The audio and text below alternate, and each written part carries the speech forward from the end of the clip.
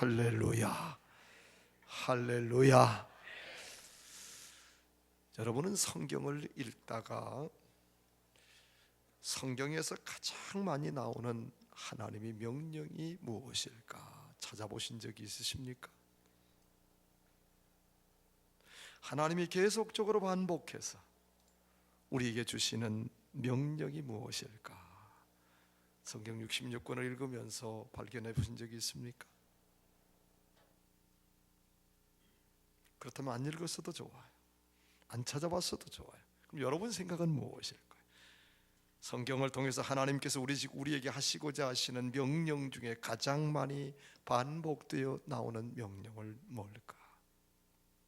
사랑하라? 기도하라? 전도하라? 아니에요. 의외의 명령입니다. 두려워하지 말라는 거예요. 이게 성경에 나오는 명령 중에 가장 반복되고 자주 나오고 강조하고 그런 명령이에요. 두려워하지 말라. 왜 그럴까? 이유가 있을 거 아닙니까? 사랑하라, 전도하라, 기도하라, 충성하라, 이런 말이 아니고 두려워하지 말라, 두려워하지 말라, 두려워하지 말라. 왜 그럴까? 정확한 이유가 있어요. 두려움은 하나님이 우리에게 주시는 복을 빼앗아가 버리는, 오지 못하게 하는 사탄이 만든 함정이기 때문에 그래요. 맞습니다. 두려워하게 되면 하나님과의 우리의 믿음의 근본적인 뿌리가 흔들리기 시작합니다. 그리고 두려워하게 되면 하나님의 사람들이 무기력하게 되고 하나님이 주신 비전을 이루기가 어렵습니다. 두려워하게 되면 하나님께 쓰임받고 하나님 주시는 복을 내 것으로 만드는 통로가 막혀버리고 맙니다. 사탄은 교묘하게 이 사실을 알아요. 그렇기 때문에 우리에게 자꾸 두려움을 집어넣게 됩니다. 한 가지 분명히 짚고 넘어갑시다. 두려움은 하나님이 주는 게 아니에요. 그건 사탄이 주는 것이에요. 디모데후서 1장 7절은 분명히 말씀하십니다. 두려워하는 것은 하나님이 주는 것이 아니요, 하나님이 주는 것은 사랑과 능력과 절제니라. 왜 사탄이 두려움을 줍니까? 하나님과의 관계를 자꾸 멀게 만듭니다. 그래서 하나님과 우리 사이를 벌어지게 만듭니다. 그래서 하나님이 주시는 은혜와 사랑과 복을 막아버리게 됩니다. 그것을 사탄은 제일 목적으로 전제하기 때문에 사탄은 어떻게 해서든지 간에 두려움을 집어넣습니다. 두려운 상황으로 몰고 갑니다. 두려움으로 인해서 하나님을 막아버리게 됩니다. 그런 거로 사랑하는 여러분, 두려워하지 않기를 바랍니다. 두려움을 극복할 수 있기를 바랍니다. 그럴 때 하나님이 내 하나님이 되고 내 하나님이 될 때에 하나님의 역사를 볼 수가 있습니다. 그렇다면 어떻게 하면 두려움을 극복할 수 있을까? 두려움이 오는 사탄의 함정 통로를 보면 돼요. 제가 두려움이 왜 올까 깊이 묵상하는 가운데 세 가지로 정리가 가능해요. 첫째는 어떤 사건이 일어납니다. 문제가 일어납니다. 그래서 내가 연약해 보이기 시작해요. 내가 할 수 있는 능력이 없음을 자꾸 보게 돼요. 그러는 순간 내게 두려움이 엄습해 와요. 또 하나는요, 어떤 문제와 사건이 일어날 때 같은 맥락의 얘기지만 해결할 능력이 없을 때 와요. 자신 있는 사람 두려워하지 않습니다. 자신이 없어요. 또 한 가지는요, 괴로움이, 문제와 사건이 연속되면서 미래가 보이지 아니하는 막막함이 올 때에 두려움이 옵니다. 근데 이 세 가지를 가만히 여러분 생각해 보세요. 그 중심과 초점이 누구에 있습니까? 내게 있어요. 내가 보는 환경에 있어요. 그렇다면 이것을 이길 수 있는 방법은 무엇입니까? 초점과 중심과 방향을 하나님으로 옮기면 돼요. 할렐루야. 그래서 하나님의 관점으로, 하나님의 눈으로, 하나님의 역사로, 하나님의 돌보심으로 문제를 보고 사건을 보면 내가 하는 것이 아니라 하나님이 하게 하시니까 두려움을 이길 수 있는 거예요. 여러분 잘 기억하세요. 하나님 안에는 두려움이 없습니다. 그래서 내가 어찌하든지 간에 하나님과 함께 하려고 그러고, 하나님과 같이 가려고 그러고, 하나님과 동행하려고 그러고, 하나님을 떠나지 않으려고 그러고, 이런 믿음들이 고백되어질 때 두려움은 물러갈 수 있는 줄 믿습니다. 그런 의미에서 오늘 본문은 우리에게 대단히 중요한 교훈을 해주십니다. 본문이 나오게 된 배경은 이사야서는 딱 반절로 난 이사야서는 제1 이사야, 제2 이사야가 나와요. 제1이사야는 제가 성경은 하나지만 제1 이사야는 사실은요, 이스라엘 백성들에게 너희들 하나님 앞으로 와야 된다, 하나님 배반하면 안 된다, 하나님 떠나면 안 된다, 하나님이 너희 하나님이다, 이런 얘기를 계속적으로 강조를 해요. 그리고 하반기 후반기로 넘어가면은 너희들이 그렇게 하지 않아서 결국에는 너희들이 포로로 잡혀가게 될 것이라고 하는 예언의 말씀이 준복되어져 있어요. 그리고 마지막에 가서는 하나님이 너희를 버리지 않는다고 하는 소망의 메시지를 끌고 가요. 이것은 3분의 2쯤은 부분이에요. 그러니까 이스라엘 백성들이 하나님을 떠나갑니다. 하나님과 상관없이 삽니다. 하나님의 눈으로 보지 않고 내 눈으로 보려고 합니다. 세상의 눈으로 보려고 합니다. 사건의 눈으로 보려고 합니다. 그러니까 하나님께서 이들을 버리기, 깨우치기 시작합니다. 그래서 이들을 어디로 보냅니까? 포로로 잡혀가게 합니다. 그러니 이스라엘 백성들이 얼마나 두렵겠어요. 전쟁에서 그들은 질 걸 뻔히 압니다. 그리고 포로로 잡혀갑니다. 그리고 언제 올지 돌아올지를 모릅니다. 그러니까 이 사람들이 잔뜩 두려움 속에 있어요. 그때 주신 메시지가 오늘 본문이다 그 말이에요. 오늘 본문 속에서 세 가지 중요한 우리에게 교훈을 해주십니다. 어떻게 하면 두려움을 극복할 수 있느냐, 그 이야기를 우리에게 말씀하고 있습니다. 결론적인 이야기는 하나님에게 초점을 맞추라는 거예요. 어떤 하나님에게 맞추라는 이야기냐? 세 가지 하나님에게 맞추라는 거예요. 첫째는 무엇이냐? 하나님이 나와 함께 한다는 사실을 믿으라는 거예요. 한 번은 호랑이가요,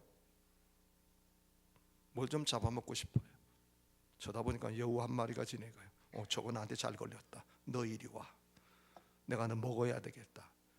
여우가 두려움에 휘달려요. 두렵죠. 나 어떻게 살 수 있을까 고민을 하다가 꾀를 하나 만들어내요. 호랑이를 쳐다보더니 네가 나를 잡아먹는다고? 그럴 수 없어. 하나님이 나를 만들 때에, 여우를 만들 때 무짐승에 가장 어른을 만들었거든. 너는 못 잡아먹어. 그랬더니 호랑이가 네가 어른이야?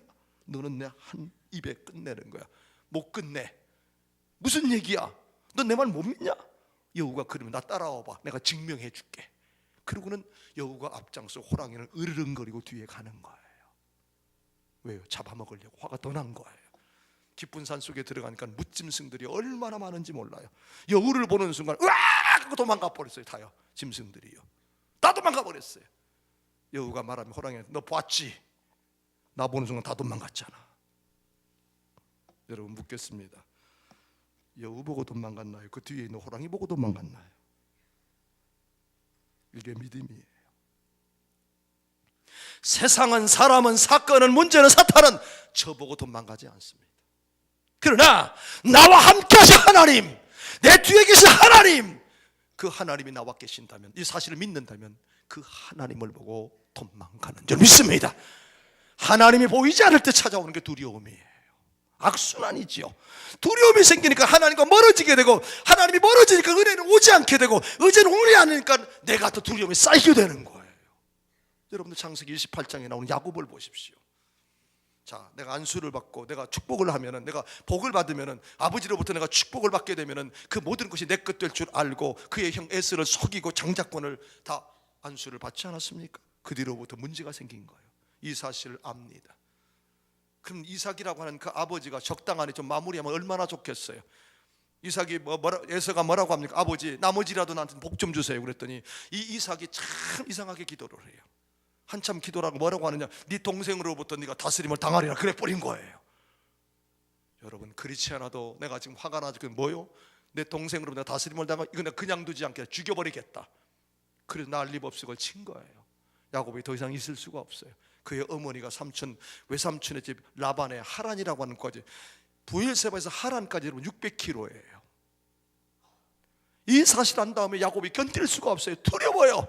거기서는 죽게 생겼어요. 내 힘으로 안 돼요. 두려움이 찾아오니까 도망가기 시작합니다. 여러분, 이 부엘세바에서부터 루스라고 하는 곳까지 가는 거리가요, 약 100km가 되는 거예요. 낮에는 얼마나 뜨겁습니까? 이스라엘 가보신 분 아시잖아요. 광야는요, 낮에는 견딜 수가 없어요. 그 사람들은 적어도요 11시부터 오후 한 3시나 4시까지는 꼼짝할 수가 없어요. 너무 뜨거워가지고요. 그런데요, 하루길을 걸어갑니다. 몇 킬로를 달려서요? 100km를 달린 거예요. 얼마나 두려웠던지, 얼마나 무서웠던지. 하루길을 100km를 달리고 난 다음에 완전히 쓰러져 버린 거예요. 그때 누가 나타납니까? 하나님의 사닥다리를 통해서 천사를 보내줍니다. 그리고 뭐라고 얘기합니까? 내가 너를 버리지 아니하리라. 내가 너를 떠나지 아니라. 내가 너와 함께 하겠다. 깨보니까 꿈이에요. 그때 이 야곱이 위대한 고백을 합니다. 하나님이 여기 계시거를 내가 두려워했도다. 그래서 그 이름을 무엇으로 바뀝니까? 베델로 바꿔놓습니다. 베델의 뜻이 무엇입니까? 하늘의 문, 하나님과 통하는 문이라는 얘기예요. 사랑하는 여러분, 세상이 수많은 사탄들이 나를 보고 도망가지 않습니다. 나는 연약한 사람입니다. 나는 부족한 사람입니다. 매번 쓰러지고 자빠지고 그리고 타락하고 죄짓고 하나님과 결심하지만 무너져 버리고 마는 게 우리의 모습입니다. 그러나 중요한 것은 하나님이 나와 함께 하시면 믿을 때에 그 하나님이 나를 끌어갈 줄 믿습니다. 야곱은 이 사실을 발견한 거예요. 하나님이 여기 계시거를 내가 몰라 두려워했구나. 하나님이 없다는 사실을 아는 사람들은 두려워할 수밖에 없어요. 그러나 하나님이 나와 함께 하시고 하나님이 나를 도와주시고 하나님이 나를 역사하신다 믿는 사람은 담대할 줄 믿습니다. 그래서 오늘 10절에 뭐라고 말씀하십니까? 두려워하지 말라. 내가 너와 함께 함이라. 사랑하는 여러분, 하나님이 함께 하심을 믿으시기를 바랍니다. 이럴 때 두려움은 물러갈 줄 믿습니다. 두 번째는요, 하나님이 내 편이라는 사실을 믿을 때에 두려움은 물러갑니다. 창세기 15장 1절에 보면 이렇게 말씀을 하십니다. 아브라함아, 두려워 말라. 나는 너의 방패요 너의 지극히 큰 상급이니라. 하나님이 아브라함을 부르셨습니다. 그러나 아브라함의 미래는 막막합니다. 아브라함의 미래는 불투명합니다. 아브라함이 두려워합니다. 그때 하나님이 이렇게 말씀하십니다. 아브라함아, 두려워하지 말라. 네가 어떤 상황에 놓이든지 간에 내가 바로 너의 방패가 되어 주겠다. 네가 두려워하지 아니한다면 내가 바로 너에게 위대한 가장 큰 상급이 될 것이다. 오늘 성경 10절에 뭐라고 말씀하십니까? 9절에 뭐라고 말씀하십니까? 하반절에 이렇게 말씀하십니다. 내가 너를 택하였고 싫어하여 버리지 아니하겠다. 여러분, 누가 우리가 하나님 택한 거 아니잖아요. 하나님이 우리를 택하여 주셨잖아요. 이 사실을 믿으시기를 바랍니다. 내가 하나님 붙잡은 것이 아니에요. 요한복음 14장은 이렇게 말씀하십니다. 너희가 나를 택한 것이 아니요 내가 너희를 택하여 세웠나니, 그렇게 말씀하십니다. 오늘 성경도 똑같이 말씀하십니다. 내가 지명하여 불렀나니 너는 내 것이라. 그래서 내가 싫어하여서, 네가 어떤 짓을 한다 할지라도 내가 싫어하여서 내가 너를 버리지 않을 것이다. 그 얘기는 하나님이 우리 편이 되어주신다, 그 말입니다. 하나님이 내 편인 줄 믿으시기를 바랍니다. 종교개혁을 일으켰던 마틴 루터는 이 사실을 분명히 믿고 아침에 일어날 때마다 세 마디를 했다고 그래요. 하나님은 내 편이시다. 하나님은 내 편이시다. 하나님은 내 편이시다. 내 뼛속까지, 내 무의식 속에 자리 잡고 있는 그 불신앙을 걷어내고 하나님은 내 편이시다는 말씀으로 채운 것이에요. 그렇기 때문에 그가 수많은 어려움의 고비 속에서도 그 하나님이 그를 돕는다는 믿음의 확신 때문에 종교개혁을 완성해 나가지 않았습니까? 사랑하는 여러분, 하나님은 우리 편인 줄 믿습니다. 그래서 사도 바울은 담대하게 로마서 8장에서 이렇게 고백을 합니다. 누가 나를 대적하리요? 누가 나를 정죄하리요? 누가 나를 고발하리요? 하나님이 내 편이시니 내가 그 하나님 안에서 넉넉하게 이길 수 있느니라. 할렐루야! 이 고백이 여러분의 고백이 될 수 있기를 축원합니다. 마지막으로 한 가지 더는, 그것은 바로 하나님이 나를 대신해서 일한다는 사실을 믿는 겁니다. 내가 일하는 게 아니에요. 함께 하신 내 하나님이 내 편이 되어주셔서 하나님이 먼저 가시고 하나님이 역사하시고 하나님이 도와주시고 하나님이 붙들어주시고 하나님께서 굳세게 해주시는 나를 대신해서 하나님께서 일하신다, 그 말입니다. 그 사실 오늘 성경 10절은 이렇게 우리에게 말씀하십니다. 두려워하지 말라. 내가 너와 함께 함이라. 놀라지 말라. 나는 내 하나님이 됨이라. 내가 너를 굳세게 하리라. 참으로 너를 도와주리라. 참으로 나의 의로운 오른손으로 너를 붙들리라. 할렐루야. 하나님이 우리를 굳세게 하신답니다. 하나님이 도와주신답니다. 하나님이 붙들어 주신답니다. 그 얘기는 곧 하나님이 나를 대신해서 싸워주시겠다는 이야기입니다. 이 사실은 출애굽기 14장에 보면 정확하게 나옵니다. 이스라엘 백성들이 홍해를 건너가기 위해서 이제 홍해 앞에 섭니다. 근데 뒤에서 불길한 소식이 들려옵니다. 바로가 해방을 시키는데 동의했지만 마음이 변해서 죽이겠다고 쫓아온다는 겁니다. 그러니 앞으로 가자니 홍해에서 물에 빠져 죽게 생겼고, 뒤로 가자니 바로의 칼에 맞아 죽게 생긴 거예요. 이럴 때 이스라엘 백성들은 아우성치며 난리가 났습니다. 애굽에 매장지가 없어 여기까지 데려와서 저 물속에 죽이려고 하냐, 바로의 칼에 맞아 죽이려고 하느냐. 모세를 항변하고 모세에게 대항하고 하나님께 원망하고, 그때 모세가 무릎을 꿇고 기도합니다. 하나님, 어찌해야 됩니까? 그때 하나님이 위대한 말씀을 해주십니다. 너는 가만히 있어라. 내가 너를 구원하여 주리라. 너희들이 본 애굽 사람은 다시는 보지 못하리라. 할렐루야. 정말로 하나님께서 말씀을 마치시고 모세가 지팡이를 들어 홍해를 가를 때 홍해가 갈라졌습니다. 이스라엘 백성들이 다 건너갔습니다. 뒤쫓아오던 바로의 군대도 이스라엘 백성을 죽이기 위해서 쫓아 그 바닷속으로 홍해에서 들어갑니다. 그리고 이스라엘 백성들이 딱 끝나는 순간 그 막았던 물이 다시 범람하기 시작합니다. 물속에 다 수장돼 버리고 말았습니다. 이스라엘 백성이 한 일은 하나도 없어요. 손끝 하나 되지 않았어요. 하나님이 대신해 주셨습니다. 그 하나님은 지금도 살아계시는 줄 믿습니다.